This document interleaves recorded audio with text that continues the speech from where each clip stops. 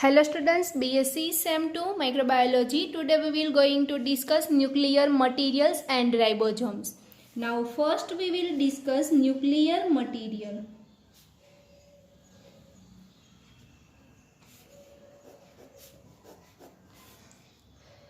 Typical bacterial સેલ્સની આપણે વાત કરીએ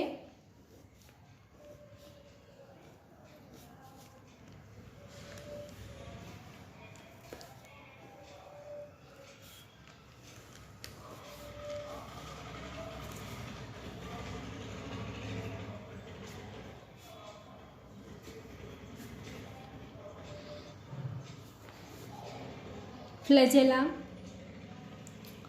capsule, cell wall, plasma membrane or cytoplasmic membrane, and this inner portion is a cytoplasm.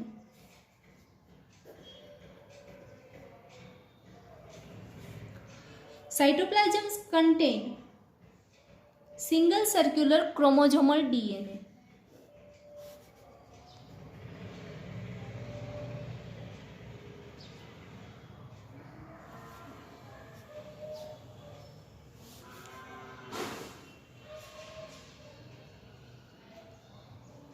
Ribosomes, extra chromosomal material plasmid,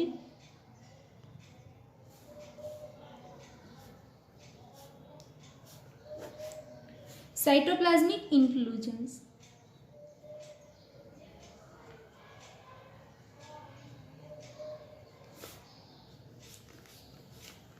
pili or a fimri.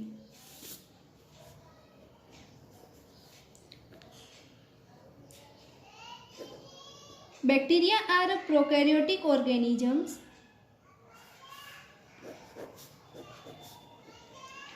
Prokaryotic organism has a single circular double-stranded DNA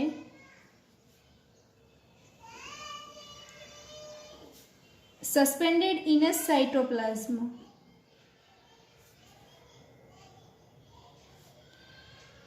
These chromosomal DNA are not enveloped into nuclear membrane.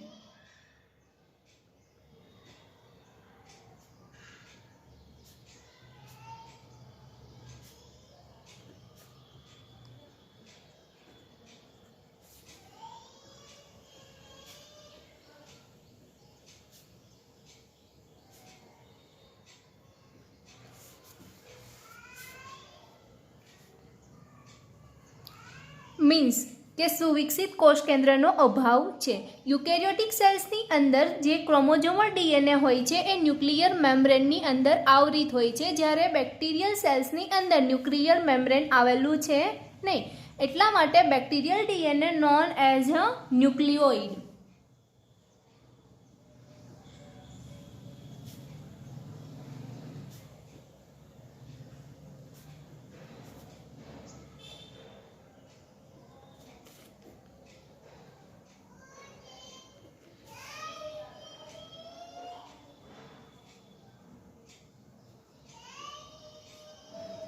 Means bacteria possess a primitive type of a nucleus.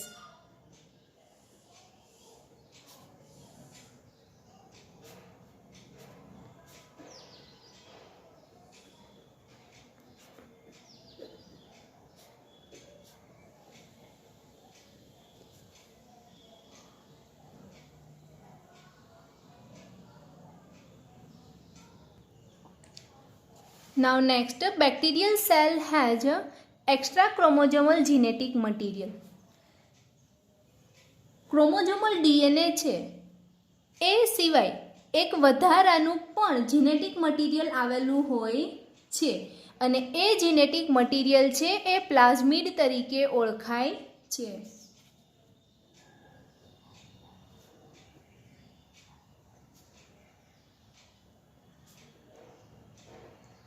Extra chromosomal DNA known as a plasmid.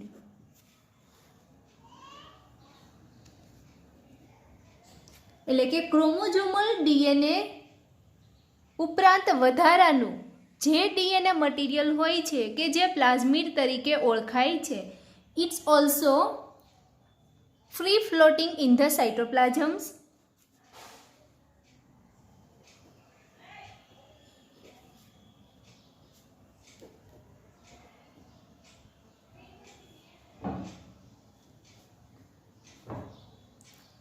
Circular extrachromosomal materials.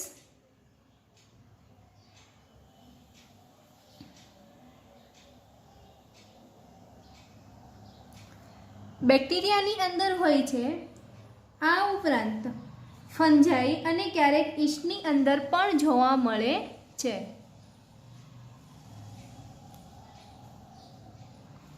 And plasmid having a different functions like sexuality,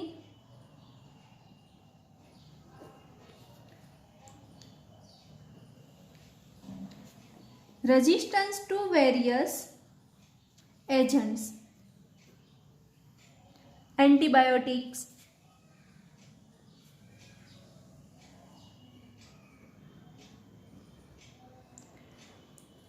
virulence and even some biochemical properties. એટલે plasmid having a virulence and biochemical properties. તો કે આ જે plasmid છે એ એન્ટીબાયોટિકથી resistance છે. એટલા માટે કોઈ બેક્ટેરિયાથી આપણને ડિઝીઝ થાય છે ત્યારે આપણે બેક્ટેરિયાને કિલ કરવા માટે એન્ટીબાયોટિક આપીએ છીએ. પણ આ પ્લાઝમિડ છે એ એન્ટીબાયોટિકથી રેઝિસ્ટન્સ હોવાને લીધે જે તે એન્ટીબાયોટિક છે એની બેક્ટેરિયા ઉપર કોઈ ઇફેક્ટ થતી નથી. ઘણી વખત પ્લાઝમિડ છે એ વાયરુલન્સ તરીકે વર્ક કરે છે અને હ્યુમન સેલ્સને ડિઝીઝ કોઝ કરે છે. બાયોકેમિકલ પ્રોપર્ટીઝ ઇટ મીન્સ કે ઘણી બધી જૈવ રાસાયણિક પ્રક્રિયાઓની અંદર પ્લાઝમિડ છે એ ઇન્વોલ્વ થશે. રાઇબોઝોમ્સ also suspended in a cytoplasms. Ribosome eats a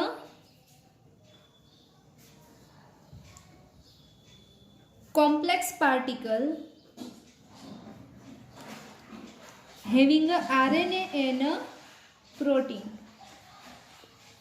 prokaryotic સેલ્સની અંદર મેમ્બ્રેન બાઉન્ડ ઓર્ગેનિલનો અભાવ હોય છે. ઇટ મીન્સ કે પટલમય અંગિકાઓનો અભાવ. પરંતુ રાઇબોઝોમ છે એ પટલ વિહીન અંગિકા છે.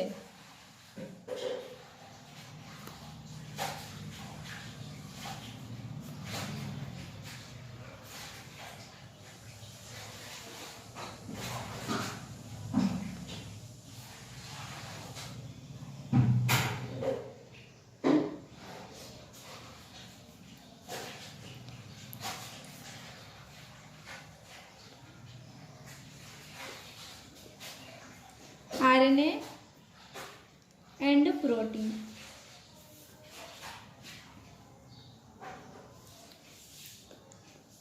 રાઇબોઝોમ છે એ સાયટોપ્લાઝમમાં આવેલા છે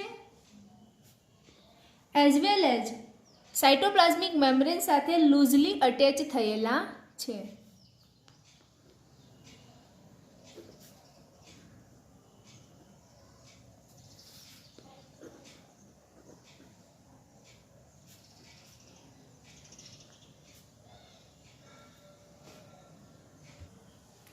ઇકોલાઈ સેલ્સની અંદર 15,000 to 20,000 રાઇબોઝોમ્સ આવેલા છે. And this makes 50% of cell weight. Functions of ribosomes. It is a sites for a protein synthesis. એટલે કે પ્રોટીન બનાવવા માટે રાઇબોઝોમ છે એ રોલ પ્લે કરે છે.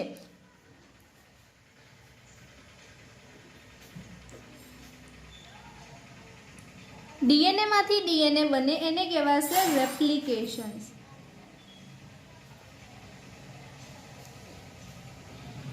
ડીએનએમાંથી આરએનએ બને જેને કહેવાય ટ્રાન્સક્રિપ્શન. આરએનએ માંથી પ્રોટીન બને જેને કહેવાશે ટ્રાન્સલેશન્સ. તો અહીંયા રાઇબોઝોમ છે એની અંદર આરએનએ આવેલું છે. તો એ આરએનએ માંથી એની અંદર જે પ્રમાણે ન્યુક્લિયોટાઇડ આવેલા છે એ કોડને ઓળખી અને એ પ્રમાણેના પ્રોટીન બનાવે છે.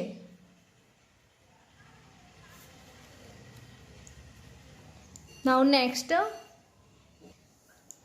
salient features of a ribosome.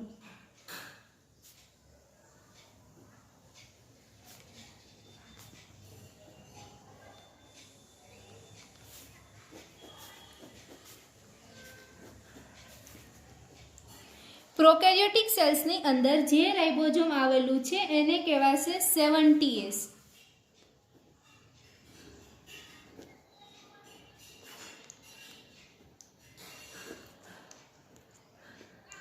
જ્યારે યુકેરિયોટિકની અંદર આવેલ રાઇબોઝોમ હોય એને કહેવાય 80S. Here S means Svedberg unit. It means sedimentation coefficient.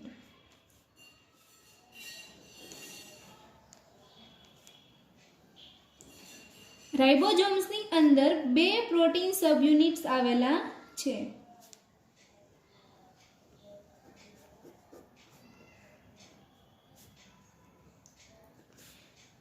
One is a 30S and another is a 15S.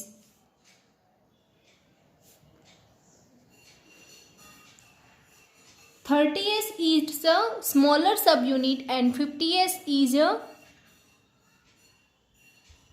large subunit. એટલે કે 30S અને 50S સબયુનિટની વચ્ચે mRNA આવેલું છે અને આ mRNA માંથી પ્રોટીન બનશે. યુકેરિયોટિક્સની અંદર પણ 2 પ્રોટીન સબયુનિટ્સ આવેલા હોય છે જેને કહેવાશે 40S is a smaller subunit and 60S is a larger subunit.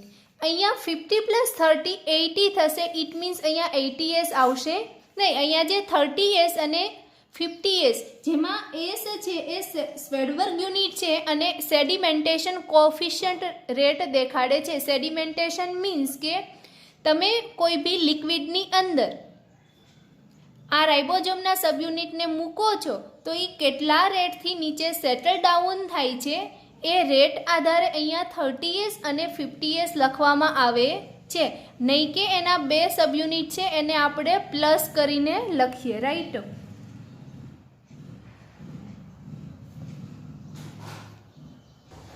(50S) subunit છે એનો મોલેક્યુલર વેઇટ છે 1.8 × 10⁶ Dalton.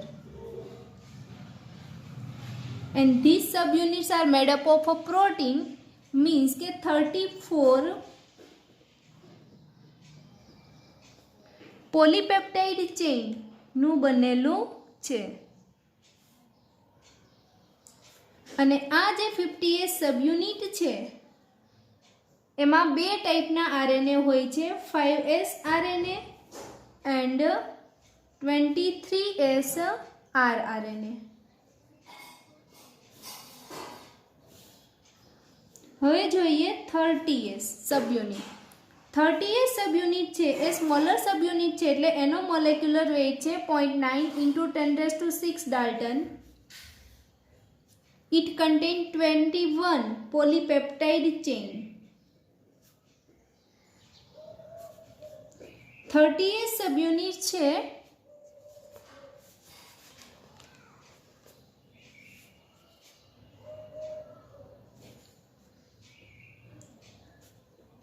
(60S rRNA આવેલું છે. હવે આપણે જે 50S અને 30S સબયુનિટ છે એને જોઈન કરી અને આપણે આખું આ જે સ્ટ્રક્ચર બનાવીએ છીએ તો એ જે સ્ટ્રક્ચર છે એની સાઇઝ છે 14 mm to